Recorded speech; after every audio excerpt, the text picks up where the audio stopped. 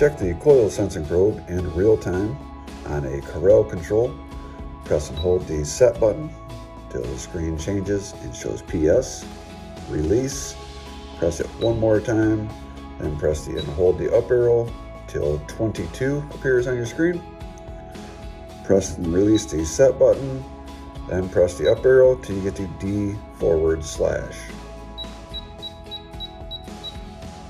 Press the set button and the coiled probe temperature will appear on your screen.